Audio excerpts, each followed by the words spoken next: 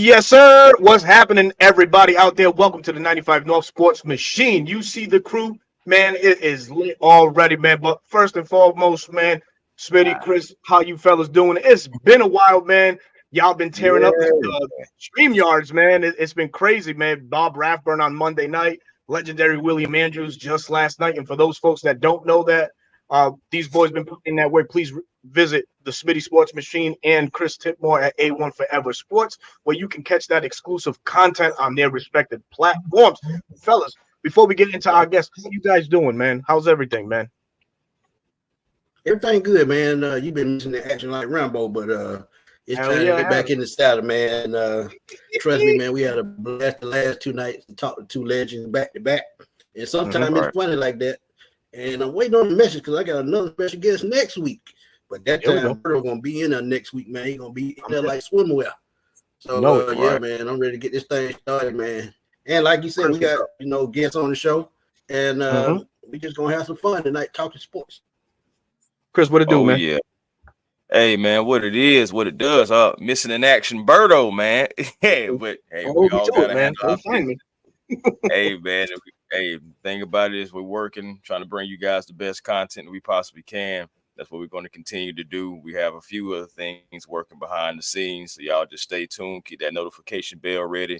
You already know A1 Forever Sports, the show that's cool and fly too. Be generational because it's always time to be. And don't you settle for less because you can always have more with the vision.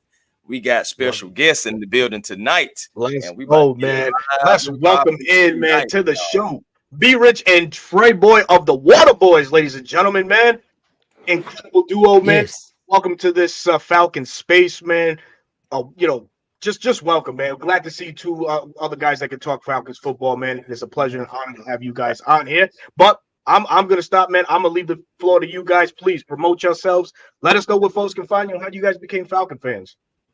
Trey, go ahead. Man, well, look, I'll start off. Look, before I even say anything about myself, I told y'all when we were getting ready, I told y'all that boy Chris was going to go biblical. My man is a motivational speaker out here, man. I'm going to tell you right now, I thought Arthur Smith had a few failures, but his failure was not having you as a motivational speaker. When he was putting together game plans, Arthur Smith should have had you giving the motivation. I'm trying to tell you, Chris. On, man. Hey, man, any way I can help the team, man. I'm all about the logo, man. That's all. That's what's up. Hey, man. Well, look, thank Chris, man. Thank y'all for having me and my partner Brich out, man. To just tell you a little bit about us, man. We are the WaterBoyz show, man. We both are born and raised in Atlanta. I myself come from the east side of Atlanta, man. Grew up off of Gresham Road. Grew up going to the Falcons games, man. Have loved the Falcons for years. And, like through all the things that I've done, man, I've always wanted to get into a point where I could talk about the Falcons, talk about Hawks, talk about Braves, talk about the good times in Atlanta sports. And unfortunately, bad times in Atlanta sports. Because we know we have unfortunately had some of those, man. So me and my partner started a podcast. You can find us everywhere you look online, man, at the WaterBoyz show. That's TheWaterBoyzShow, man. That's the WaterBoyz show. You can find us there on IG. You can find us on TikTok. You can find us on Facebook. And you can find me at TreyBoy Play, which is TreyBoyPlay. Find me on IG, man, and find me on TikTok, man. And I'm just ready to get into it, man. Talk about these birds. Let's go. Yeah, what up? This your boy Brich, man. I'm from Southwest Atlanta, the SWATs, man. I've been a Falcon fan for the longest. I love everything Atlanta. I'm so Atlanta. I wear a hat everywhere I go. This is my badge of honor. Every time I have it, I'm out. A Smooth, man. William Andrews is my favorite running back of all time. My favorite Falcon besides Deion Sanders. I talk about him all the time. We have a segment that we just put out. I talked about the 80. I'm gonna have him on again. I'm gonna have him on again. I talked to him today, so I have him on again. I got you, bro. Yeah. So in our show, we talked about we're gonna put a clip out where he did the 80-yard run in Denver when he trucked over the linebacker and shot like a cannon all the way down on the left side of the field. That was one of the greatest plays in Falcon history, I remember. But yeah, man, I'm from Atlanta, man. I graduated from Albany State in Albany, Georgia, man. I did music. What high school you went to? I went to North Atlanta. Okay. Yeah. And so What I was saying. Yeah, so I've been doing this for a minute. Been doing music, managed B.O.B. Kevin Gates. Been on T.I.'s management team. So we come. We come from the music. Trey's a dope artist, dope writer. Wrote a lot of hits that you know. So we're two music guys that's from Atlanta. That came to do the podcast, sports podcast, because we talk shit. You know, if you go look up something on YouTube, Playboy Trey and Be Rich telling fat jokes. That's how we realized that we had a good chemistry. And if you go look that up, we was on tour and we just going back. And I'm like, you know what? We need to Trey actually been talking about podcasts since shit 2003, 2000, probably earlier than that. Nah, 2013 is when I started talking about I want the podcast. My bad. I'm kind of done. Went a little bit back too far, but yeah. But let's get this started, man. We're ready to talk about the Falcons. Let's go. 2003, goddamn, Chris was in diapers. Sorry. Anyways, but we're gonna be. Man, why y'all do the biblical brother like that, man? What did I tell y'all? Tell you before the show, Trey? What did I tell you before? That's my brother. I gotta wake up every morning to be a strong black man to deal with these. Oh shit! Every morning, all my life I had to fight, man. Oh Lord, you know the ignorance don't commence with me because I'm telling you, I'm 24/7 ignorant. Oh, that's a fact, man. Shit. Better believe it. Man, like my man said, man, let's talk about these birds, man. Atlanta Falcons, man. OTAs is underway. Currently we are in OTAs now. Next week we finish June 10th through the 12th. It's the mandatory minicamp for these Atlanta Falcons before they break into the little off-season vacations, training, whatever they decide to do. And then, boom. And that all-important date that's coming out soon in July, training camp to start off the 2024 season, man. But a lot of new additions have been made to this Atlanta Falcons team, man. Absolutely. We had a great draft. I don't care what nobody says, man. I think the Falcons had an outstanding draft, really addressing a lot of key needs at certain positions. So I'll let that be what it is, man. But right now, as we get ready, as we're getting through these OTAs, comes the question, man. So much new talent has been added to these Atlanta Falcons, man. But are there any current vets on the team that's currently in danger of losing their spots, right? And I'm going to bring up the depth chart right quick. I'm going to share that with y'all. 1 second, and then we're going to talk about this. Uh-oh, he's already flying. But there you have it, man. The 2024 depth chart for these Atlanta Falcons. Of course, these a lot of these names are going to be subject to change either by post first June cuts or trades or some whatever what may have you, whatever. But as it stands, Kirk Cousins solidifying himself as quarterback number one, having already building a great relationship with Drake London, Bijan Robinson, Darnell Mooney. It's good to see Pitts flying across the field or flying all around the field. So big things are coming from Pitts. But in this offense right now, as it's currently structured, is there any new additions that you guys see that might supplant one of these vets that are already on this offensive side? We'll touch on the defense as well, but offensive speaking, man, what do you guys see as a possible change in this offense going into 2024, man? I'll start with TreyBoy, if you want to kick this one off, man. Man, honestly, man, as I was thinking about this, I think we kind of locked on the offense as far as like any vets that I see being moved out. With our offense, outside of, I would say probably Jake Matthews, and then we got McGarry over there on the right side. Outside of them, the offense is kind of young. You know what I'm saying? Bijan not finna get replaced. Him or Algier not going to get replaced. Drake London is expected to be the number one. Now, will Darnell Mooney or one of the other guys prove to be a bigger threat or a bigger receiver that we can depend on? We'll see, but that still won't move London out. Kyle Pitts, he is what he is. This is one of those years for him. Robert Burns, man, I don't even necessarily remember. Was Robert Burns with us last year? I don't even necessarily remember that name at 4. I don't think so. Last year, yeah, okay, yeah. Drew Dam, Drew about 3 weeks ago. Okay, Jerron, Young, Dahlman, Young, Lindstrom, Beast. I think we set on the offensive side. There definitely are some guys on the defensive side though, but I step back and let somebody else take that. I think we good on the offense. I want to discuss the defense when that comes up. Definitely. Be Rich. Go ahead, Be Rich. I mean, only person I see that's not making the roster is Robert Burns. I don't see no need for a fullback on the team. I feel like we got a lot of good running backs on the team. I think we're set there. They may need some extra blocking, but they'll probably keep an extra tight end, get rid of the fullback. I don't really see the need for them. Yeah, solid. Other than that, I'm dead on what Trey said. I hope Caleb McGarrett can step it up. I've always, I've been pulling for him even when he had the heart issue. So I hope he can pull it together because he's gonna have to be that man when Penix comes. I will say it's going to be a win-win at QB because if the pressure is on from Penix, that means Kirk Cousins has to produce or he's going to lose his spot. So if he does produce, that's only going to mean a good sign for us, and it's going to be good for this offense because I think this offense is very explosive. So I think the person that's going to probably have the breakout year is Kyle Pitts and Bijan Robinson. I think when they was talking about him being like Christian McCaffrey, I think we underutilized him last year. I think that this is going to be his year.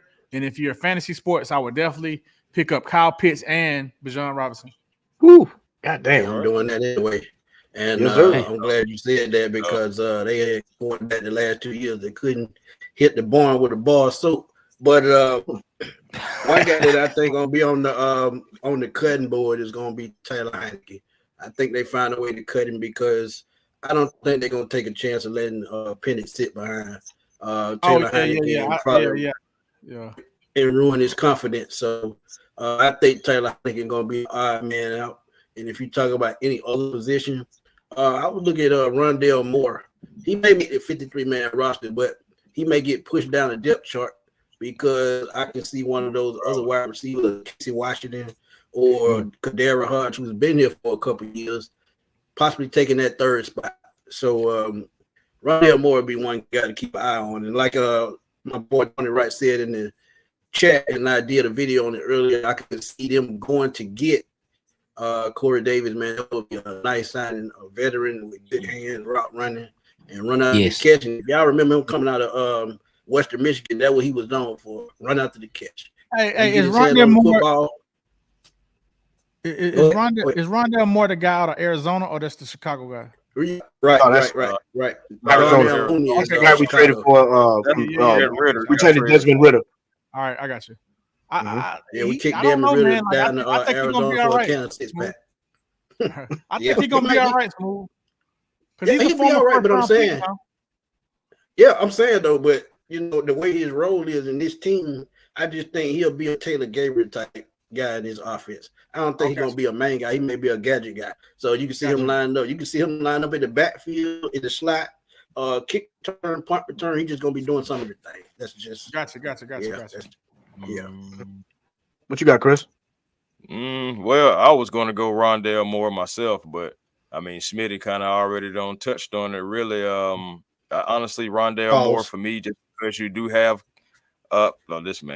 just because you do have Casey Washington and you got Isaiah Wooten, who's back there in the fourth. But if he can impress enough, he has enough talent to possibly impress him and leapfrog a Josh Ali or a guy like Chris Blair, two guys that I haven't seen a whole lot from on this team before. So a new guy like that can possibly come in with a spark and possibly generate some offense. I mean, Kadera Hodge, he's on a 1 year.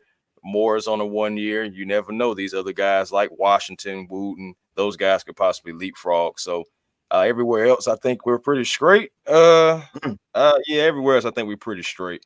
But I'm gonna go on the limb. Go ahead, bro. Go ahead. If you finish, my bad. Oh no, I was just saying Rondale's a guy that I would probably just look at. I mean, if I had to look at anybody. But honestly, I can really go back to what TreyBoy was saying that we are really set all the way around. But if I just had to pick on a guy, I would say Rondale Moore. I'll go a little bit left on this one. Disagree with something right here. The weakest link for me is Caleb McGarry. And TreyBoy, you know where I'm going with this because shout out to you. You put a great video early on today that's available on TikTok, man. And Caleb McGarry for me. Reverting back to a more pocket presence quarterback, as we all know, with Kirk Cousins.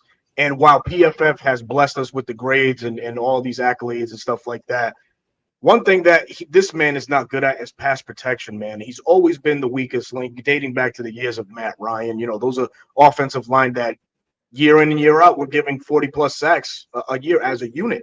And Caleb McGarry was the one that was always on skates, man. So and in smart starts last year, Storm Norton did come in and held his own, and he graded out fairly well in both the run and the pass. So I think that low key, this could be an intense training camp battle between these two vets right here. You know, there has been some things said behind the scenes that Caleb McGarry, depending on what his performance is this year, could be a cap casualty next year. And you know, it's an affordable contract to move away from. I think there's like $3 million in dead cap that it will be accounted for, and you know, the Falcons, of course, could probably ingest that. But without anything else, man, I think Caleb McGarry could be the one going into training camp on the hot seat at that right tackle position. And Trey, like you mentioned too, man, whenever Penix does make his debut, you know, that's going to be very important, protecting his blind side. So please let the folks know a little bit more what you was talking about in your video from earlier today in regards to Caleb McGarry, man. Well, first thing I want to say, as my brother B Rich so eloquently said in his opening about how he hopes Caleb McGarry may do better or whatever he said this year. I've been married for 12 years and my wife's still hoping I leave the damn toilet seat down, and it ain't happened yet. Oh, it ain't happened Lord. yet. And I'm about to tell you, Caleb McGarry is not going to change. Like Caleb McGarry, yes, I think Caleb McGarry is an above average run blocker, but we have seen enough. He is a average to below average pass blocker. And you had Ritter back there. You had Mariota, who could escape a little bit. Kirk coming off an Achilles. He don't need to be dealing with that, man. This man back there on skates. Kirk probably can't even get a skate round the same foot his Achilles hurt. I'm trying to tell you, when they got McGarry on skates, man. I'm just telling you. But to my point, they did not have McGarry on skates, bro. Because he would move way faster if he was. McGarry is on skates, man. He would move way faster if he was, bro. Caleb McGarry be like this. Them feet would move way faster if he was on skates. I'm telling you. Oh man, he be getting pushed back, boy. Onto my boy, he just be dancing, boy. You think he doing some kind of dance? But man, but to Berto's point, I was just saying how once Penix does take over, right? Penix being a lefty. So his blind side is going to be on the right side. Now, I'm sure the coaches know this, but I just felt like talking about it in our video for the people who may not think deep enough to think about that. We are going to need to improve the pass blocking on the right side, because you do not need, I'm telling you, man, Penix going to think he back in that national championship again if they let Caleb McGarry be the right tackle for him. He gonna start seeing Michigan all over again. The boy going to have nightmares back there. McGarry is the right tackle, I promise you. Yeah, all right. It's gonna be tough. Cause dude got feet like cinder blocks. So that's why I was saying. I said them feet would definitely be moving faster if they was on some skates. You ain't lying, Chris. They would say my man, if I could get him a cool. Hey, look, here in Atlanta and can't even skate. Well, I can't skate either. So let me shut up. I'm about to say, hold on now. I'm saying nothing. So you get me out. You want to see a good laugh? Yeah, throw me some skates. All right, good laugh, damn, man. Oh man, one thing that we don't want being funny in any way. What? I can't skate to save my life, bro. I'm a hell of a skater on grass. What you talking about? But hey, man. So one area we don't need no funny business in is this new 3-4. Well, not new 3-4 defense. It's we're reverting back again to the times of Dean Pease when he was here, man. We're going back to that 3-4 alignment. This is probably gonna be a hybrid 3-4-4-3, but definitely gonna be running most of the looks out of a base 3-4.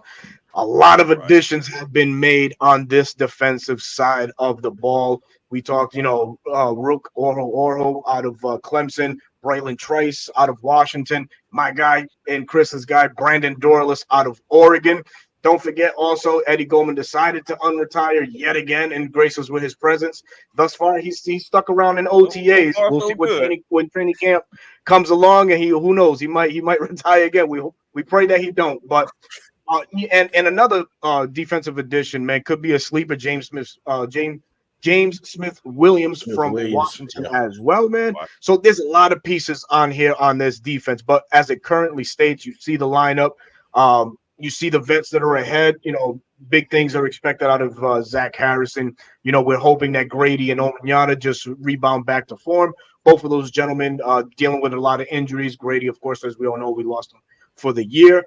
We have possibly some breakout candidates in this linebacking core with Ebiketie and a possible change in position for Caden Ellis, but we'll leave that for training camp when that starts, if they ever do. But, gentlemen, out of all these additions that we have made on defense, and as it currently states with these starters on defense, who do you see where do you see the shuffle in defensive line, the linebacker, or the secondary as these new players coming in, unseating some of these vets that we currently have on the team? TreyBoy, go ahead, man. I'll start off with you.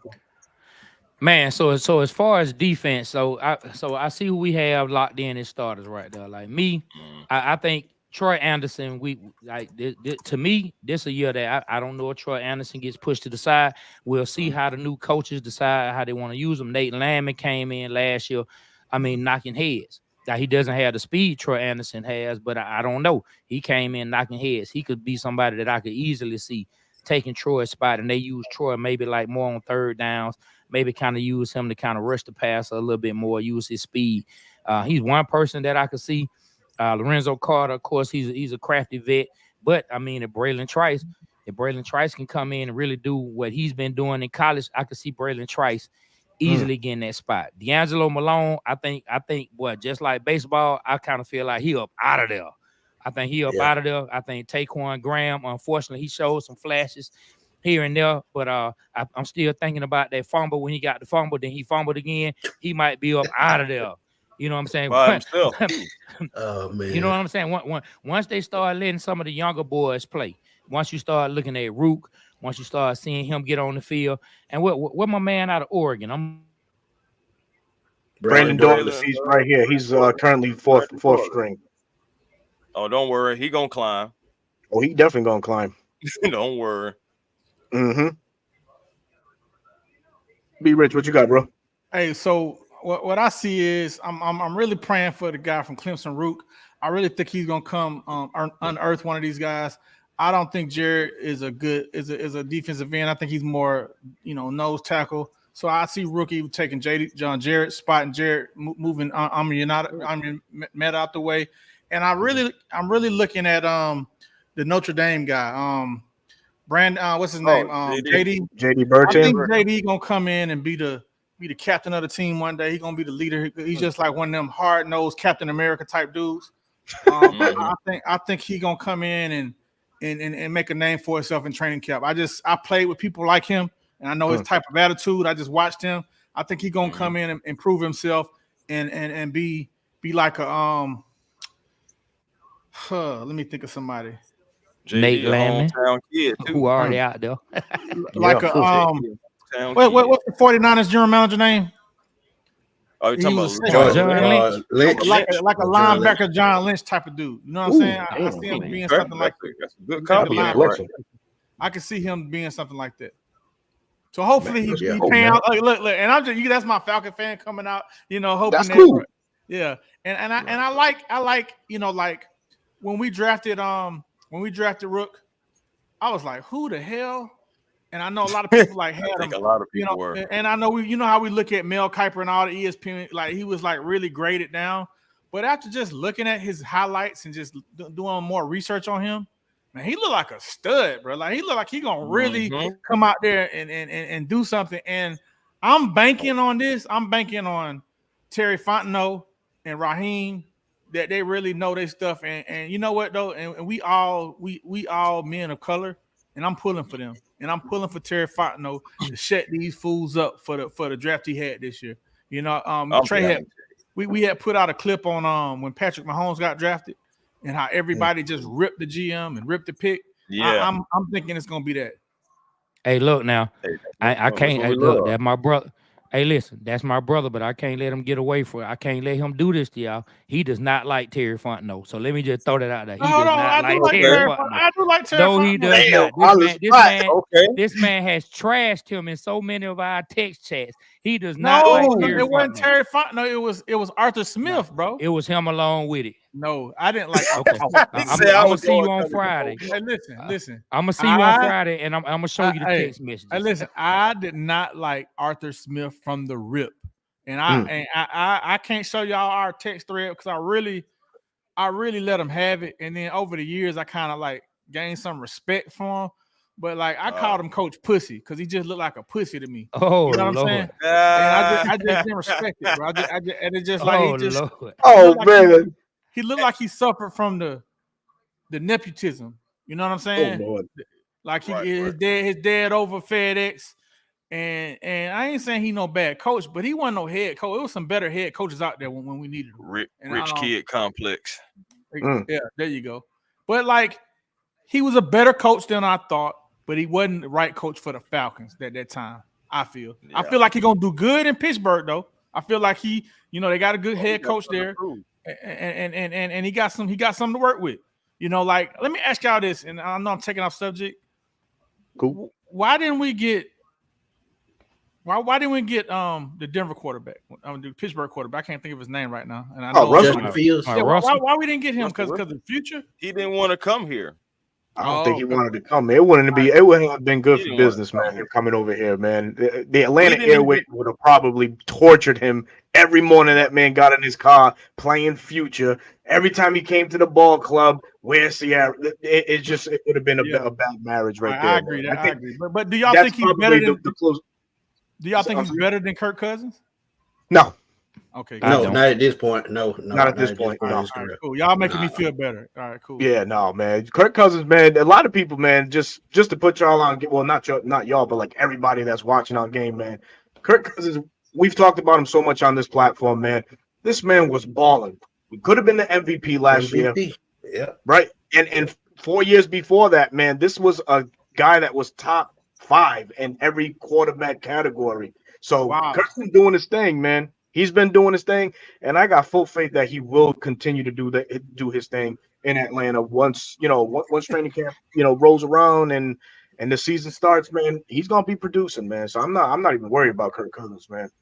All right. Yeah, man. Antonio, don't come here with that bullshit. Who's that? Joey? Antonio. Oh man, you know what's going on. Oh, Antonio. Dog. Yeah, he on that bullshit. Shit! Look at him. Y'all boys waiting on y'all to see the rain. That's what I was just like, Lord have mercy. I'm telling you, man, we got some of the best viewers on the planet, man. Love everybody that comes through and supports us, man. Always keeps us. Everybody keeps us right, man. Always, man. It's awesome, man. But Smitty, man, to keep going along, man, with this, man. Any prospects you see of what we got in this draft or even in free agency to go ahead and unplant or see one of these starters now, man? I agree with D'Angelo Malone. I think he won't fit. But I think Lorenzo Carter job might get taken. And if y'all been following me for the long haul, y'all know how much I went out to Bradley Nate when he got drafted out of Utah. You talk about a guy who had 13 sacks his senior year. Power rusher. Takes great angles. He just hadn't got the chance. He was in Dallas, didn't work out, went to the Jets, was on the practice squad. So now he's in a system that best fits his skill set. So there's a name that y'all probably should look out for because he's been around a while and he may get a chance. I think Mike Hughes is gone as well. Dan Krushank. I think when he was in Tennessee the last couple of years, he got a good bit of starts. So he's a guy at safety that could come up and challenge Richard Grant for that backup spot. So Luka Dennis, y'all remember him from the UFL, XFL, or whatever it is. Yeah, I mean, I agree with what y'all said. James Smith-Williams, I think he's going to be a sleeper signing because he's a great rotational piece. Laquel London played strong last year, all year. Like I said, Taquan Graham, man, he's a great run stopper. He plays to run very well, but when it comes to pass rush, can't never just get his footing, man. And I think that's going to be his downfall at the end. And y'all talked about Ruke. He has more athletic upside than Tavondre Sweat and Johnny Newton. And a lot of people didn't see it because he played at Clemson. But I watched Ruke for the last 2 years, and I kind of figured he would end up a second-round pick. Yeah, that's all I have. Bro, I'm gonna agree with you right quick before we go to Chris. I'm sorry, man. With the situation with Rook, man, he catches flack, man, because he really wasn't that productive in Clemson, right? But what folks, you know, a little bit of backstory on him. He just started playing football in 2017, I believe. So he's learning. 2017, You know what I'm saying? Yeah. So he's learning, man, and you know. This is you know, clay that needs to be molded, right? And you know, Coach Raheem Morris and Jimmy Lake, hopefully they can mold this young man into a you know, unstoppable force, right? You know, a lot of people have said, oh, it was a reach. Nah, not really, man. And you know what? A lot of people say that because the Johnny Newtons of the world were there, but all it took was one team to start drafting a defensive tackle before the trend on all defensive tackles went. So we probably wouldn't have gotten Rook, you know, if we stayed at what is it, 40, whatever, 46, 43, or 42, whatever it was. Some team might have gotten Froggy and wanted to leap the Falcons to take Rook. So if we would have sat there, man, we probably would have missed out on him and changed our draft plans. So, you know, I'm not mad for the Falcons to go, you know, go up and draft Rook, man. The boy needs time. I think he's coming into a good situation in Atlanta with so many vets in front of him that are going to teach him the game the right way. So in spot starts, I think this kid can make, you know, so can create some havoc, man. So for me personally, I want to see Rook and Zach on the field at the same time, because those are some two athletic guys that can probably create a world of chaos, you know, if schemed correctly. So I'm sorry, Chris, I'll let you go, man. But before you go, Chris, y'all got to remember too, man, they've been scouting Rook since probably 2018, 2019. Because y'all got to remember he played on a team with AJ Terrell. So Clemson has always been a pipeline school for the Falcons, and it's going to continue to be for the long haul.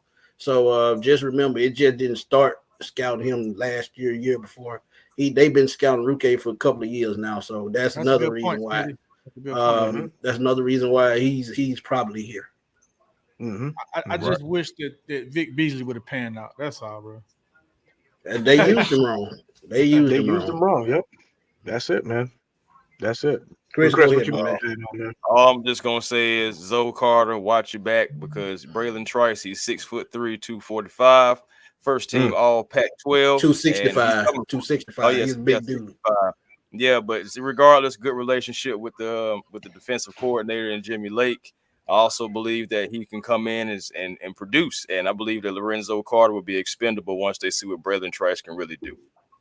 100%, man. Every time I hear Braylon Trice's name, I can't say athletically because I need to watch more of Braylon Trice. He may be more athletic than this player, man. What's the outside linebacker, man? What's the outside linebacker who came out of Michigan and played outside linebacker for the Pittsburgh Steelers during the Ben Roethlisberger years, man? I don't know why Braylon Trice kind of reminds me of that guy, man. He played outside linebacker? He played outside linebacker. He came from Michigan. Outside linebacker came. What's his name? Lamar Whitley. He kind of seemed like he would be like a player in the mold of that, man. Like he used to get to the quarterback. Yeah. Let me bring this up right here. So this is 2023 leaders among edge rushers. Braylon Trice, man, right there in rushes, man, had more rushes than the 15th overall pick in this year's draft, and a Falcon favorite, and a guy heavily linked to the Falcons, Latayu Latu. So it says a lot about this man. Braylon Trice has a nonstop motor, man. So hopefully we reap the benefits on that, you know, scheming him correctly and then just have him be the creature of havoc that he was in Washington and for the nation as well, man. So hey, question. The guy from Georgia didn't make it, the Zion dude? Zion is on the roster still. Yep. He's still on there. He's not on depth chart? Let me see. Probably not. He's gonna be a count though. I mean, he's still on the roster. This is a 90-man roster. This just a mock-up. Oh, gotcha. This ain't fine. It's just a mock-up. Okay, cool. I got you. All right. Yeah, he's gonna be. I think he'll be fine though, man. I think he's a sleeper. He's 6'6", about 320. Yeah, he's a big dude. Yeah. I think if he can find his footing, he can definitely produce. Yeah, I think that's is definitely some of the guys that were mentioned already. LaCale London and Taquan Graham, man. I think one guy can possibly do both of those both men's job, and that's Brandon Dorlus. And Chris, you know a thing or two about Brandon Dorlus yourself, man. But the way Brandon was schemed in Oregon, it's exactly the job that's going to be called for LaKale London and Taquan Graham to do, which is obviously pass rush and stop the run, which he did both phenomenally in Oregon. He's kind of that positionless player on the team right now. Brandon Dorlus is, so I can see him with all those attributes really unseating and possibly making expandable a guy like LaKale London and Taquan Graham. And that's just my opinion, man. I think very highly of Brandon Dorlus in his game, man. But we're gonna go on anywhere. Go ahead, bro. Huh? Yeah, you can put him anywhere, man. Absolutely. And what's crazy, we always talk about we need a big body in the middle to eat space. If Eddie Goldman works out like he's supposed to, he's gonna be that guy. Yeah, I forgot about him. I just hope he just got his head together, man. That's a fact. That is a fact, B Rich, man. We all pray for that. Yeah, if he have his head together, man, we're gonna be right on there. Yeah. You know what? I think the Falcons have? I think the Falcons have depth. Like we've never really had this much depth. Quality backups, quality starters. We have quality on offense, and we have quality on defense. And there's no big names on here. And for some reason, we talked about this on the WaterBoyz show. It's like it's just some teams are never known for positions. Like we're never known for defensive line. I don't know why. Hopefully we got it right this time, man. Hopefully we got it right this time. We've had some good guys over the years, but you're right. Got to address this right quick. Quick question that popped up. Trying to look for it right quick. Excuse me, fellas, 1 minute. Where the hell is it? Okay, here we go. So go back. No, you good. I got you right here.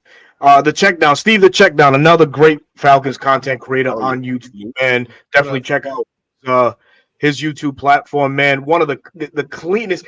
TreyBoy, you talk about my camera, man. You got to check out Steven Checkdown. That is like pure cinema. The way he delivers is unbelievable. Yeah. But he goes on to say Russ was the only proven QB available, 2 Super Bowl appearances and Super Bowl wins. He's just saying.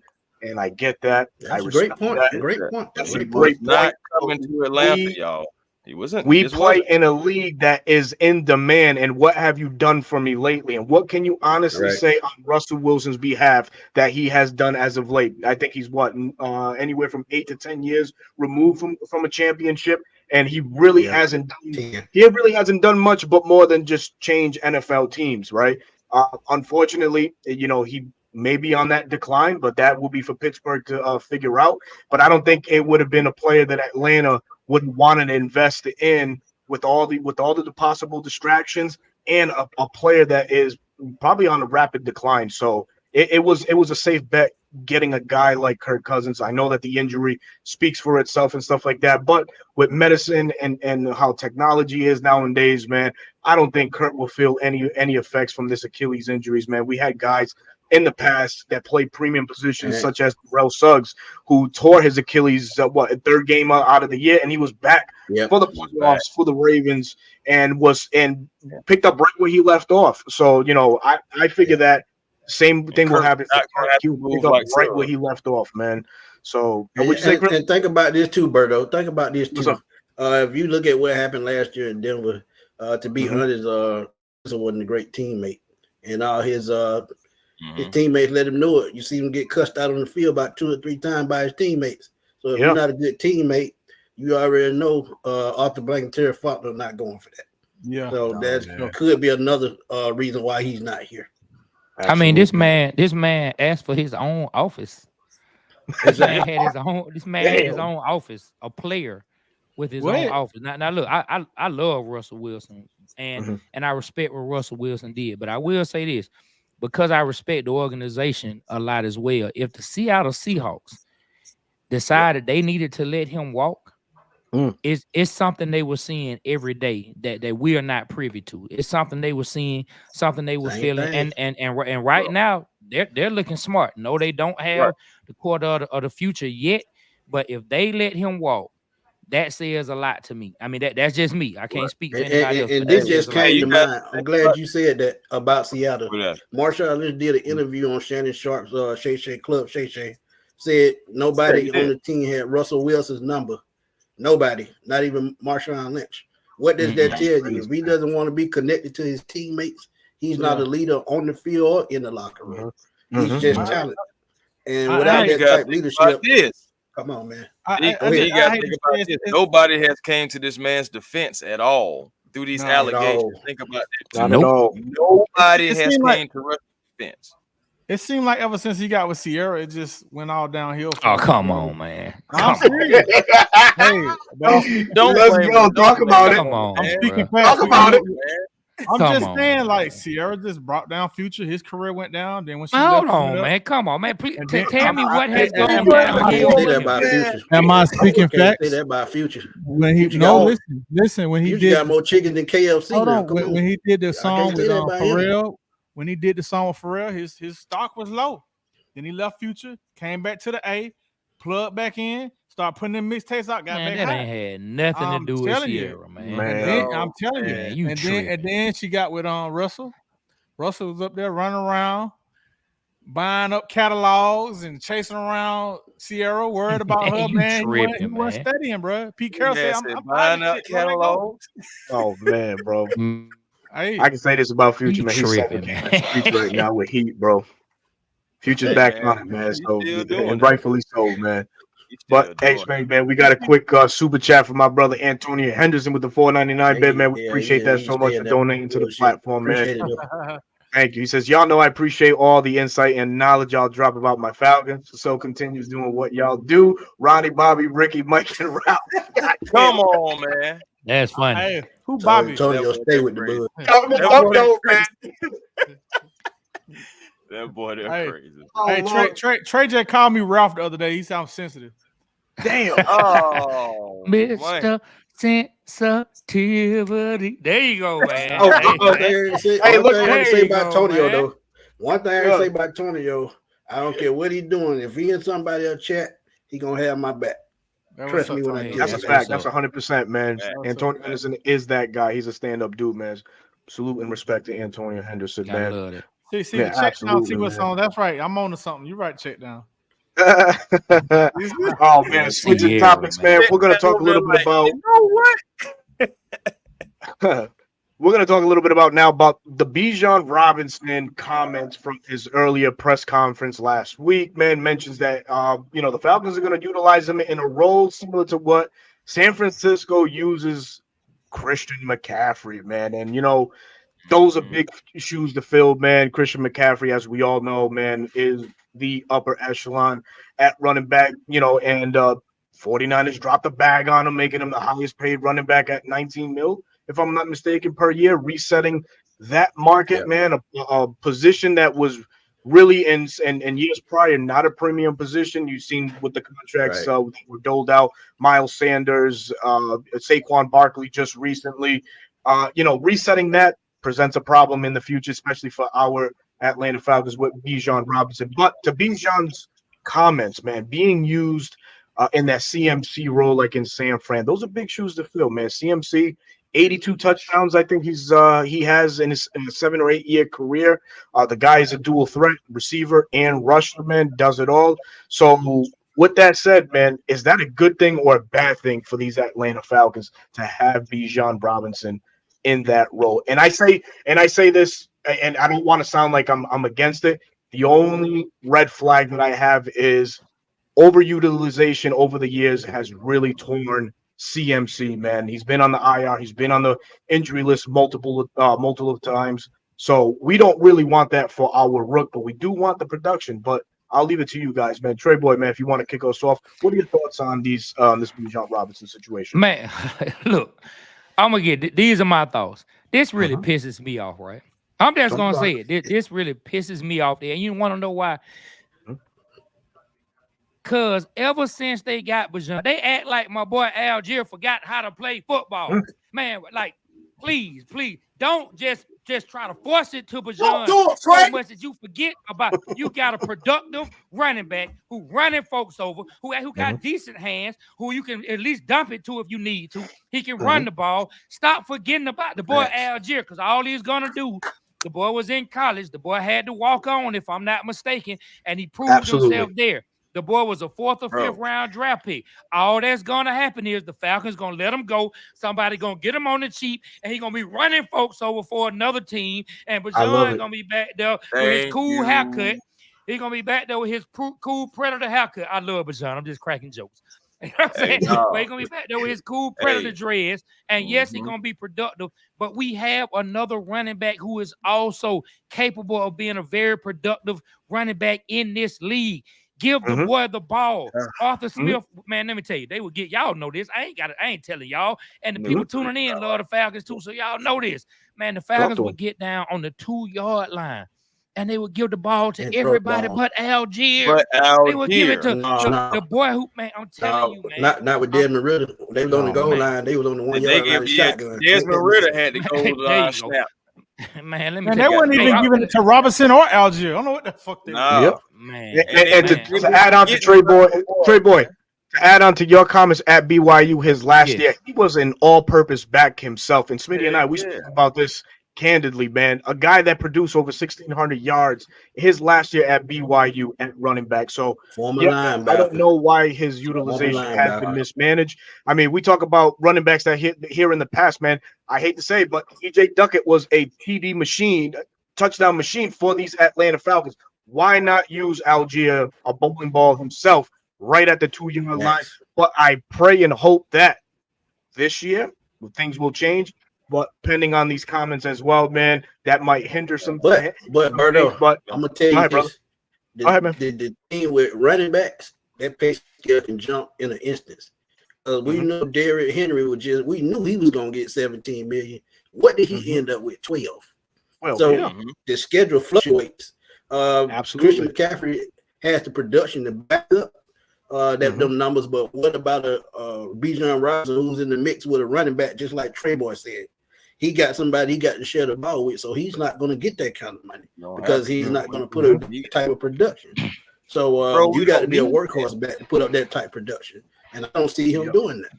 We don't need Bajan. You're itching over there, B-Rich. Go ahead, talk to the folks, man. You keep inching closer to that mic. What you got to say, man? I rock a lot. He ain't by himself. I agree with Algier. He gonna be there. So like when Bijan is tired, we got something. But hey, Bijan puts in the work just like Christian McCaffrey. Christian he's born and bred from the NFL. You know, his father played football. So Bijan, he has that work ethic, like he had people play in the NFL talk to him. So I really feel like he putting in the work right now to become the greatest in the game. He has that potential to be the greatest in the game right now. I see it. I saw it. Yeah. It did some amazing things. And when he gets tired, who do we have? Algier. Like, I was really surprised we drafted Bijan. Like, we had a 1,000-yard rusher. I was like, all right, cool. We finna get the Georgia boy. We looking good, and we got Bijan. But like, I got a chance to watch him, and he was excited. He's like the Michael Vick at the running back position. You know what I'm saying? So I think that we didn't use him enough. I don't. Man, you getting paid. You in the pros, man. Like, he wasn't tired. He wasn't gonna wear it out. Like he played football. Y'all play football. It ain't that hard. Just play. It ain't like he was getting the ball 30 times. I'm gonna tell you, the problem with that was, and I see it all the time on this show, inconsistent play calling by Arthur Smith. That's what the problem was. Right. Thank you. Hey, look, this is what the Falcons need to do. KISS. Keep it simple, stupid, bro. That's it. Yeah. Keep it simple. You got man, bro. He's getting emotional. Go ahead, B-Rich, man. Talk to him, fam. Look, man, like, all you do, KISS, keep it simple. So you got the tight end, you got Pitts, you got London for the deep route. You got Bijan for the swing pass, or get your 4 yards. They just do it right, man. Stop trying to get cute. Just play some football. We're gonna be all right. Right. Hey man, I'm just gonna keep it simple, y'all. We don't need Bijan Robinson to be CMC for multiple reasons. For the injury standpoint, we also don't need it to be from the money standpoint. And we also don't need it to be because we have Tyler Algier, somebody who rushed for 1,000 yards his first season. My goodness. Him and Bijan Robinson are also the best backs that we have. Of course, that's obvious. But breaking tackles is another thing that I love about football. Both of these guys had the most broken tackles on the team, both at 15 apiece last year. So both of them are strong, but I don't need Bijan to go through and break as many tackles as he possibly can because I need him healthy. He's the smaller of the two, so I need him healthy. Ty Bully, that's the guy that I want to see in the fourth quarter when we got the lead. That's the guy who I want to see wear down the defense. That's the guy that loves to hit people. Former linebacker as well, so he's used to hitting people. Give the ball, like B. Rich said, keep it simple, stupid. Give the ball to the bully guy, man. Give the ball to the bowling ball, man. And I'm gonna tell you, I'm gonna give you a duo. I'm gonna give you a duo that I think they should mark themselves out there. And even though they division rivals, when Tampa had Warrior Dunn and Mike Allstott, they need that same type production. If they can get that same type production, like those two guys, oh yeah, they're gonna have a hell of a run game. But guess what? If they do that, they're gonna make Kirk Cousins' job much easier. And guess what? That opens up the pass game. That opens up London. That opens up Pitts. So you know what I noticed about Tyler too? It seemed like he was a little bit out of shape in the beginning. I think he's gonna come. He like in the beginning, he wasn't hitting the hole fast, and then near the middle of the year, it seemed like he got a burst. Maybe he was injured in training camp or something. But he definitely picked up a step near the middle of the year. So he knew he wasn't gonna get to. I'm not taking any Tyler Algier slander. I'm not slandering him. I'm telling you, John got picked at 8. Algier was not gonna get the ball like that. That's but what I'm trying to say is I don't think Tyler was prepared, and I think now this year he coming in prepared. I feel like he was a step slow in the first couple weeks, and then he picked it back up, man. Let me tell you, my brother, too many Big Macs, bro. My brother, still went and got another running back. Hey, listen, my brother. You have some magic glasses on because you the only ninja who saw Algier and not in shape. Hey, look, I have didn't say he's like I say like he was a step slower. He was a step slower. But he picked it up in the middle of the year. Hey, look, man, y'all go back and look at the games. Look at the first couple of games. Algier wasn't hitting the hole fast as he was in the middle of the year. Man, I'm not accepting any Tyler Algier slander. No, I'm not slandering. I like Algier. I'm just telling you the truth. Or maybe Bijan was that much faster. Ooh, man. Smitty, Chris, you want to add anything more? This topic right here is going to springboard us into our next topic. A great problem to have at the end of the day. You know what I'm saying? Warrior Dunn, Mike Smash and Dash, whatever you want to call them. At the end of the day, it's a great problem to have. Both guys can have different skill sets that can produce for the Atlanta Falcons. I'm just saying, like I said before, I'll say it again and say it in the future. The one way to keep Kurt upright and to limit the worry about Caleb McGarry is use your running backs, especially in that fourth quarter. If you got a 3-point lead, 30-point lead, them folks not going to want to see Ty Bully fresh in the fourth quarter running it down their freaking throats. Okay? They just not. And you can preserve Bijan Robinson, the smaller the back, the home run hitter. I mean, we don't have to make him CMC. Let CMC continue to be CMC, and let's let Bijan be Bijan. If you want to use them similar, cool. Do not run our running backs into the ground because we have two great ones. That's all I'm saying. I'm with you. Facts. Yeah. You guys good? Birdcage say Bijan pass blocking this suspect as prostitute at the Mississippi Pimp Convention. Oh my God. Hey, the only thing that bothers me, Bijan, is hold on to the ball this year, bro. Hold on to the damn ball. Hey, I'm just saying, you ain't have to worry about that with Ty Bully. He holding on to the ball and a few players.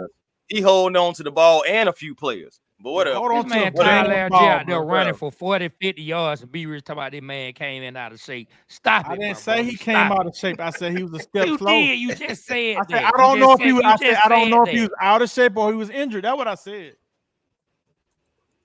I love it, man.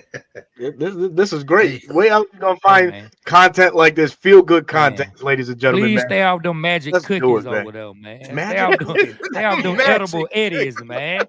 Stay off them magic Hey, cookies look, over there, man. He think he happy now because he don't walk 5 miles a day for a week.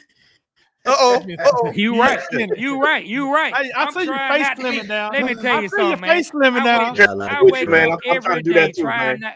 I wake up every day trying not to be as fat as the day before. And guess what?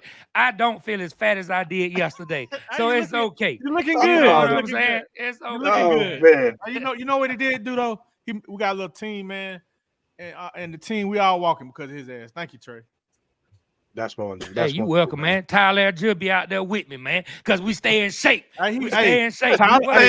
Look, like Chris said, I think Tyler right now, he running them hills. He don't want to let it go. He like fuck Bajan. I like Bajan, but fuck him. I want this shit, and that's how we need to have it. And I tell you, if Kurt's doing that, if Penix doing that, Bajan, like we're gonna be great because everybody's pushing everybody. Oh man, you already know Kurt. Like you and I talked about Kurt Cousin. He better be training because his dad. His father-in-law, a big time Falcons fan. He ain't gonna be able to come to Thanksgiving dinner if he get here for Falcons and mess up. What's his name? What's his name? Cousin what? Cousin Pop. That's his father-in-law name. Cousin Pop, man. I'll say this right quick, man. The Falcons will be in a good spot if unselfishly this tandem turns into what Tevin Coleman and Tyler Algier and Devontae Freeman were in 2016. Y'all can remember in the playoff game when Freeman was coming out and he pointed at these guys. He pointed at Tevin Coleman to eat.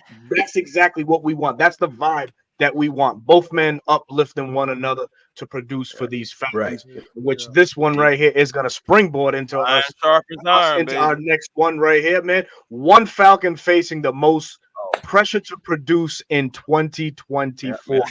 I think we highlighted a lot of it. I know that the media team for Atlanta has been hyping up Kyle Pitts beyond world, and that's great to showcase him, his fluidity in practice, him catching and running routes and stuff like that, like he was in his 2021 year, which is excellent.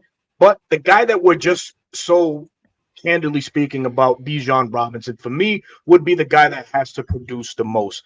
For the folks that don't know, man, Tyler Algier going into his second year, but his third offensive coordinator. We look at his college offensive coordinator, and what was his damn name? Steve Sarkisian, obviously Arthur Smith last year, and now he's going into a Zach Robinson offense. That has to put pressure on a running back, a young one at that, to go ahead and find his footing and how he can produce now in a new scheming system. All that said, now too, the CMC thing is going to be hindering over him. Bijan didn't have not too bad of a year last year. I think he finished with almost 1,400 yards in all-purpose yards, 8 touchdowns, 4 receiving. 4 rushing, not a bad statistical year, but now going into a Zach Robinson offense, having to learn all those learning curves that offense might show them. I think Bijan low key faces a lot of pressure and a lot of proving to the fan base that damn it, I was the guy at 8 pick last year, and this is why. So to you guys, man, who is your one Falcon facing the most pressure in going into 2024? As always, man, TreyBoy, please lead us off. Man, if this guy's facing the most pressure, I don't know, and people might not agree with me, man, but I think it's the quarterback. I think it's Kirk Cousins, man. You've been brought in. You got a big time contract to come here and be the guy to get us over the hump. Maybe not the hump to the Super Bowl, but get us over the losing hump, back into the playoffs to be able to make a real run.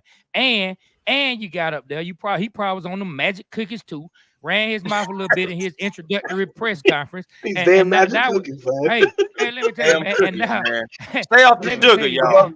Hey, man, stay off them magic cookies, man. And because now we up here about to lose some kind of draft pick. I don't know what the draft pick is or how severe the penalty would be, but you have that, and they gave us what, 4 or 5?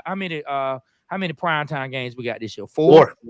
They finally put us back on. And the word is Kirk Cousins can't produce in prime time. Now, I'm not going to tell you I believe that, but I'm just telling you all the things that have been put and set down at the table for it to be a pressure pie for him if he doesn't produce. And last but not least, let's not forget number 9. Let's not forget Do-Rag Daddy. Boy, let's not forget the Do-Rag Dude. Oh, shit. The Do-Rag Dynamo. You know what I'm saying? Oh, man. Do-Rag Dynamo, who is sitting back there waiting if he has to be put in. So for me, it's Kirk Cousins. Stay up them magic cookies so you can keep Do-Rag on the sideline. Because if not, we're going to be raised all the way to the playoffs. All right. I can tell you don't eat an American cookie company. I told you. Hey man, I'm trying my best not to be as fat no more, Smitty. I want to go next. I want to go, but look, here the magic cookies. I got the magic cookies. Yeah, man. Is that oatmeal raisin? Yeah, he got oatmeal raisin. I got the magic cookies. Check this out. Oatmeal raisin is a fucking severely underrated cookie. I said it. I haven't had a magic cookie yet, but here we go. I think the most pressure, and now the most least pressure, is Kirk Cousins. Kirk Cousins had the most pressure on him with the contract coming off the Achilles injury, all of that. It was a lot of pressure on him.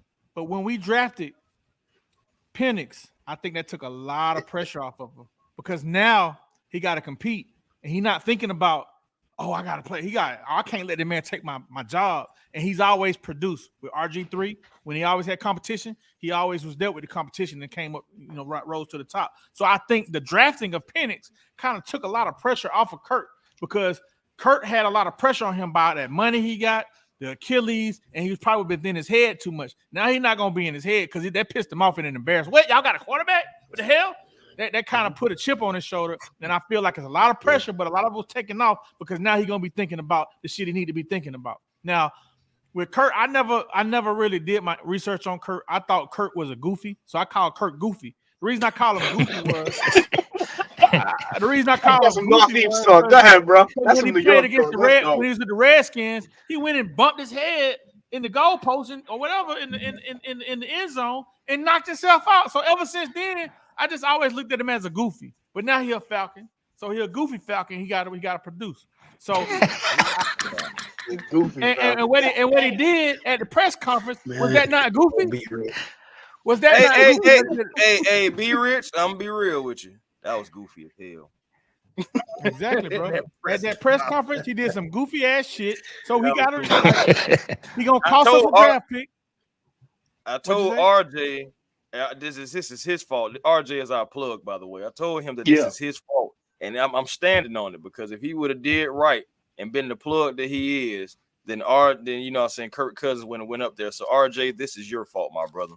Mm-hmm. They told me to drop. They told me to drop the link. I'm gonna drop the link for you. You look good. No, they're the magic cookies. I'm about to get magical. Be Rich about to turn into a unicorn on air, man. Off them cookies, man. Turn into cow man. Let's go. What say you, Chris, man? What you got, man? Oh man, y'all know where I'm going with this. Y'all think I'm picking on him, but I'm not.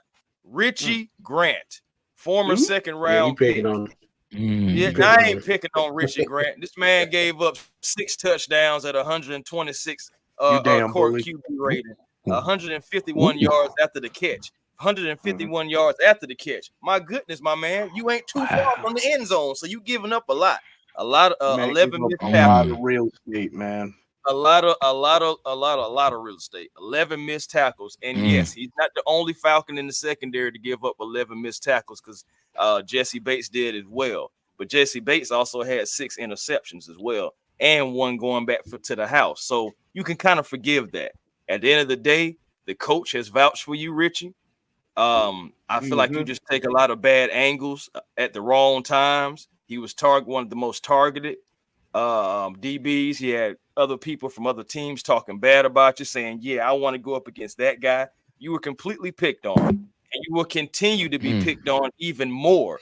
You've already projectively lost your spot because they had DeMarco Hellams ahead of Richie Grant. So at the end of the day, Richie, this is a contract year. I need to see what you're going to do. What are you going to do if you're going to do? at this point. And Richie Grant, man, that's the guy with the most pressure for me. I understand we say Kirk Cousins, and deservedly so, because you see Aaron Rodgers, he's trotting around, but he looks old as hell. And we're afraid about that for Kirk Cousins. Hopefully that won't be the case. I'm just saying, hopefully that won't be the case. I'm just saying, hopefully that won't be the case. But that's I'm looking at Aaron, I'm looking at his greatness, but he also looks old coming off of that Achilles. And I'm like, I just really hope that's not going to be my quarterback at the end of the day. But that's just where I'm at, man. Kurt looked like he throwing some darts though. When I was looking at, Kurt looked good. Oh yeah, Kurt looked good. Oh yeah. But we already know. We already know everything's gonna look great up until week 1. That's when we really gonna see what's hot, what's popping.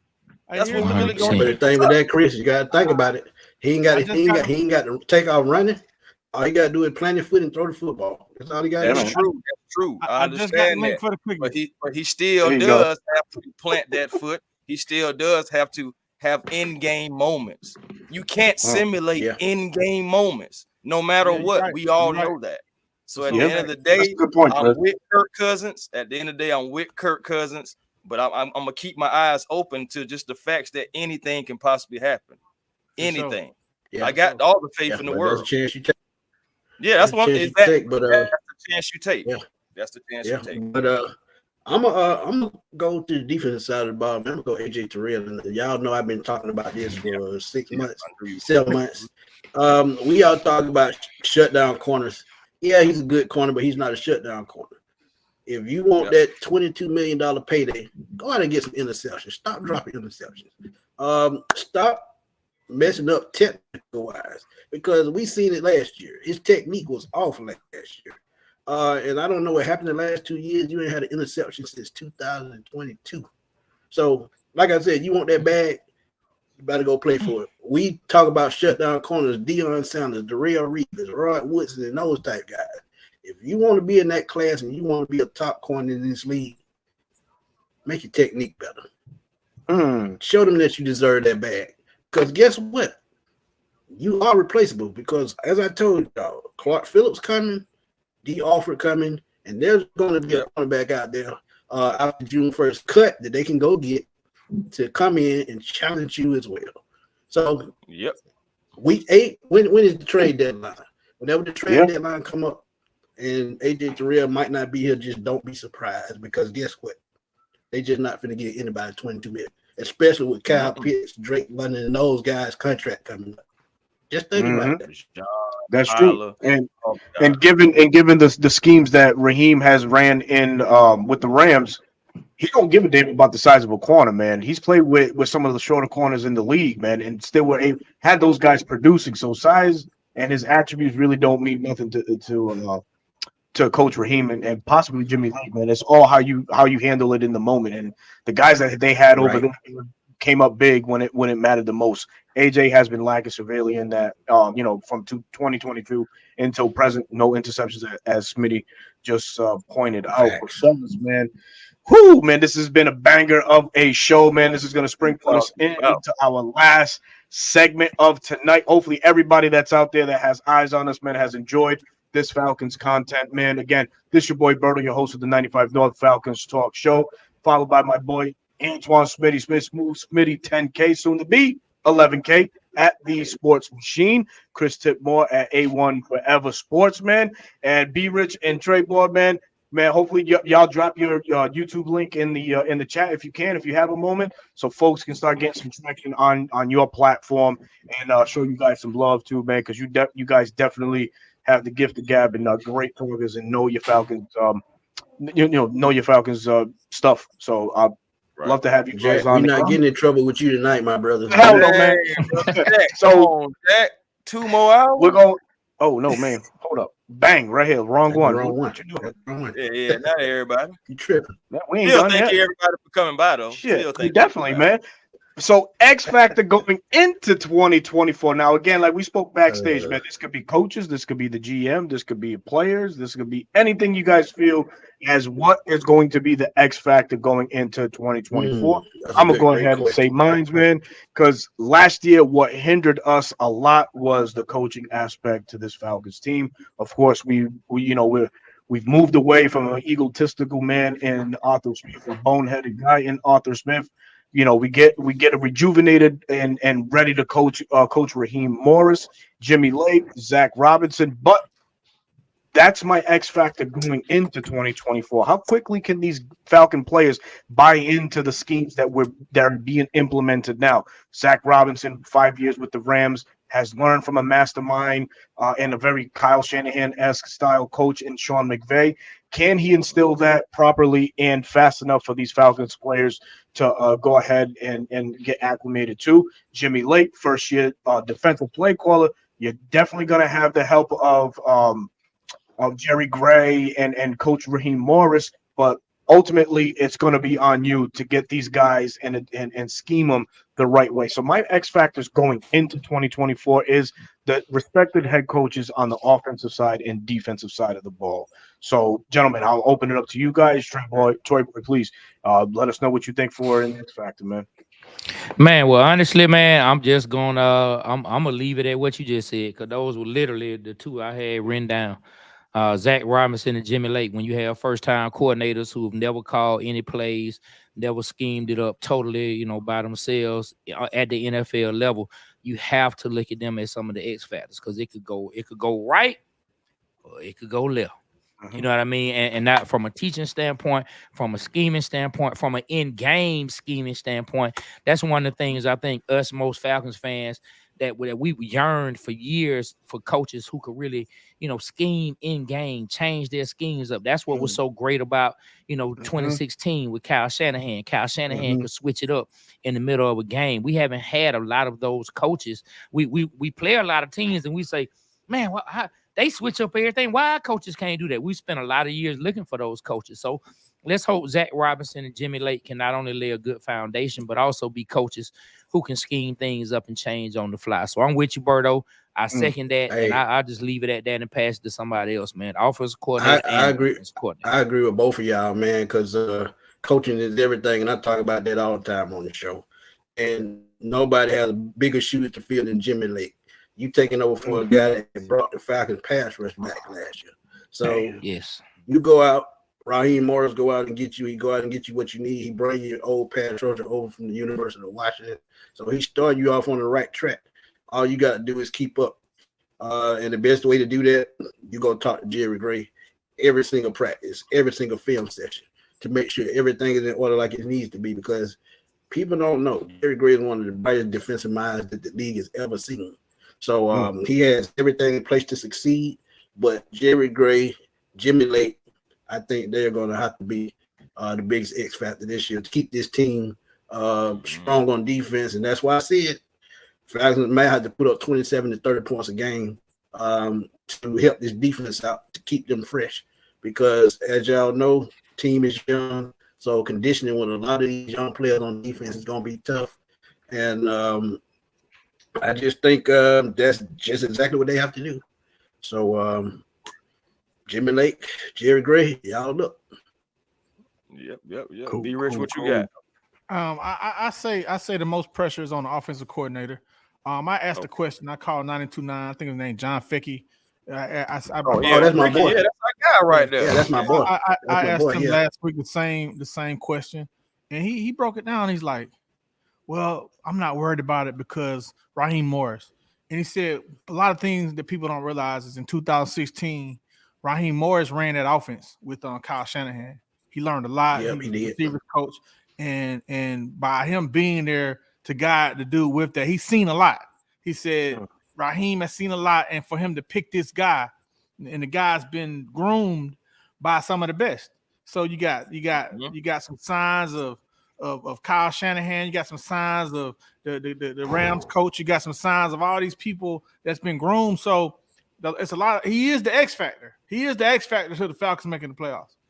And like Trey said, and I didn't get a chance to say this to John's, like, he still ain't called no play when the shit hits the fan. You understand what I'm saying? So right. it could go left or it can go right. So he is the X factor. I think defense, you can get away with some shit. You know what I'm saying? But offense is all on you. It's 3rd and 3. What you gonna do? It's 3rd and 3. Right. We got to get 5 more yards to get in field goal range to go to the playoffs. You know what you gonna do? You know, are you gonna call a play to throw the Gabriel and get sacked and get out the and lose the Super Bowl? We're gonna do something like that, or we're gonna run the ball. You know what I'm saying? Right. And just to cap this off, because everybody has great points, and I believe we're all on the same page. So just to top this off and to wrap this up, Raheem Morris. I would say Raheem Morris because of everything that you guys are saying about the offensive coordinators and defensive coordinators. These are guys that you chose. So you have a lot of ingredients to your recipe for success with all the coaches that we brought in. You're more mature than what you were back then. You've coming off a Super Bowl win a couple of seasons ago. So, your maturity is there. But it's time to put everything together. It's time to put all the ingredients in for the recipe of success, to whip it in the pot and produce the product. When things are going wrong, when things are looking shaky, it's going to be your job to keep these guys together. Your job to tell Zach Robinson, hey, it's okay that you might have made a bad call. We're going to get through it because we're going to be better. Jimmy Lake, it's okay that you made the wrong call. We're going to get through it. We're going to be better. Just continue to be that motivational speaker to them. Continue to breathe life into them so they can breathe life into our players and continue to produce and be a playoff team and beyond. Because to me, and people may not agree, but this is playoff or bust for me this season. We have all the pieces. Oh, yeah. We have all the ingredients. Oh, yeah. I agree. All we have to do is execute the way that we know how. But and it's going to be on coaching. The reason why I know it's going to work is because unlike other coaches who specialize in this and specialize in that, Raheem Morris is coached damn near every position on the field. So you're going to see him in every single film room on every position. So he's going to have his handprint all over his team. That's why he talked about transparency. You can't have transparency without what they called it. I can't think of the word, but yeah, you got transparency. Man. Are you eating them cookies? Be Rich, you send them some? Yeah, I had some. I need chicken right about now. Right now. Oh, shit. There you go, buddy. Oh shit. Man, that nigga said the magic cookies. Hey, these cookies are from the Bahamas, True Haven. Y'all check them out, man. Good. TrueHaven.com. Oh, they definitely magic. They from the Bahamas. They got that good green down there. Yo, Mark is going after that. Mark is like, y'all ain't letting your boy get in. Oh yeah, please grab your Bibles and all the congregation and everybody say amen, amen. Oh man. Look, Smitty and his damn chicken. Hey, bro. That's Ryan from the Birdcage. Shout out to the Birdcage, man. Another fantastic tandem over there. Gray Beard and Ryan the Historian too, man. On YouTube as well, man. Like K-Dub, he doing his thing too, man. Oh, absolutely, man. He's been having some bangers of a guest, man. Steve Weish and Coach Mike Smith, a couple months back, man. That was really, really good. Really good shows back to back, man. But gentlemen, man, reached that time, man, to say thank you to everybody that came through tonight, man, to support us and view us, man. Appreciate it so much, man. Be Rich, TreyBoy, man. Can't thank you guys enough, man, for definitely, coming on, agreeing to come on, man, and just thank y'all. Talk to the fans, man. It's been wonderful, man. So again, let the folks know where they can find you. We dropped the link. I think Smitty dropped the link in the chat. Drop link to the channel. Yep. Hopefully, folks, start, subscribing and showing some love and catching y'all segment when you guys drop them. But again, man, let them know. We have to return the favor, man. I really thank y'all for having us. This is very exciting. This is our first time doing this. And we're enjoying it, man. And we was honored. I can't tell. Y'all can't tell, man. You gotta naturals, bro. But I want to say I'm honored. I won't never forget. This is my first time being on stream, Yard, and you guys to hit us up and to ask us to do this. I got chills talking about it. It means a lot to us because me and Trey, we take this very seriously, and it's the beginning of it. And it just validates, our dream. Like Trey been trying to get this off the ground for 5 years, and it just took me this year to see his vision, and I wish I would have saw it 5 years ago. Hey man, you see it now though, brother. You hear now. You hear now. Hey Trey, he been geeked up What's on up? cookie that long. Hey man, hey, I'm not fooling with him, but him, yeah, he on no magic cookies, man. Oh man. Hey look, let me tell you, man. One time we went in Denver, man. One of our business partners, man, had some of them magic cookies, man. And so I had to ride with the bus driver to the next city. They took a plane. They had to do something else. So it just me and the bus driver. So I'm like, you know what, man? Let me take one of these magic cookies. So I ate half. I ain't feel nothing after about an hour. I'm like, you know what, man? They ain't even working. Let me eat the other half. So I ate the other half. I still didn't feel nothing, man. Me and this man stopped at a Cracker Barrel, man. And I hate Cracker Barrel. We stopped at a Cracker Barrel in the middle of, I don't even know where we were. We were definitely in the Midwest, in the middle of nowhere. I'm pulling a drink at the Cracker Barrel, getting a drink, and somebody don't tell me how. Somebody called my name, Playboy Trey. That was my artist name, Playboy Trey. Man, when I turned around to see who it was. When I tell you, but that whole high hit me as soon as I turned around. It was like the whole building was doing the wave. This man experienced the Matrix. He was on a Matrix high. I said, man, what is happening, man? I was doing. He sound like he was in an episode of Wrong Turn. Hey, we sound like he was the X Factor that day. I tell you that, man, I was gone for an entire day. so I don't fool with them magic good cookies. Ass cookie, man. Hey, I don't fool with them, but be rich over there on the magic cookies. Man, but seriously, man, thank y'all. Hey, man, thank y'all so much for having us, man. You know, just want to say that first and foremost, you know, we appreciate y'all, you know, thinking that we brought something to the table. Man, you ain't got to thank us, because trust me, we're gonna have y'all on again, man. Trust me. I appreciate that, man. I appreciate that, we man. Definitely come back. Yeah, man. We just two guys from Atlanta, man, who love the Falcons, and all of us up here, we love the Falcons, man. Berto, like, it's amazing that Berto is a Falcons fan. He's not even from Atlanta, so I got a lot of respect for him. I'm sure Berto probably used to be on the Falcon message board going in on folks. I bet if I look at some stuff, I bet he used to be on the Falcons.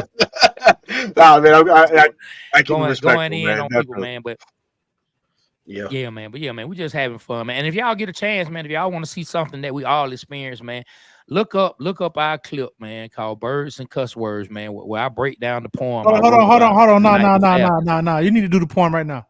Do the poem right now. We got to close it out with the poem, man. Y'all got to hit it. You got it, man. Ready. Go ahead, bro. Ready. Come on, let's do it. Okay, look, I'm gonna do it. Hey, babe, I know you and the kids got home, so they finna hear me curse. So look, man. So it goes just like this. When the birds took to the sky and the ship set out to sea, there was a falcon flying high, winning 28-3, running up and down the field, moving swift and moving fast. And for 3 whole quarters, Patriots fans knew we was all on their ass. Ooh. Tom Brady was looking foolish. Bill Belichick was stuck. And every time the Falcons scored, we'd play Nuck If You Buck. We were drinking margaritas, and my wife was blowing a kiss. And all I could think was, oh, man, we about to finally win this shit. Yeah. Then all of a sudden, everything went flat. It's like my Falcon got shot out the sky and went splat, splat, splat. And as they scored the winning touchdown, I couldn't even take no more. So I told everybody at our house for the Super Bowl party, get the hell out of my front door. I'm mad and I'm sick, and I can't take it, man. But that's exactly what happens when you decide to be a damn Falcon fan. Damn. That's dope, man. That's dope, man. And that's exactly how we're going to end the show. Thank you, and shout out to everybody that came through this evening. Real quick, we'll run it down. This is the WaterBoyz. Chris, let them know where they can find you, man, and shout the folks out right quick, man, before we head out of here, man. Hey, man. A1 Forever Sports on YouTube. A1 Forever on Twitter. A1 Forever on Instagram. The real A1 Forever on TikTok. And, man, as I always say, if you haven't done it, please find your peace today. Please find your peace today. Positive energy always creates elevation. And that's how you find your peace. I want everybody to enjoy themselves, saying, get ready and look at yourself. And if you have a neighbor next to you, turn to your neighbor and say, neighbor, the Falcons are back on the rise this Falcons NFL season, man. We're gonna do this, man. Going to the Super Bowl. Optimistic. Let's do it. I feel real optimistic, and it's playoff or bust, man. It's playoff or bust. Let's get it.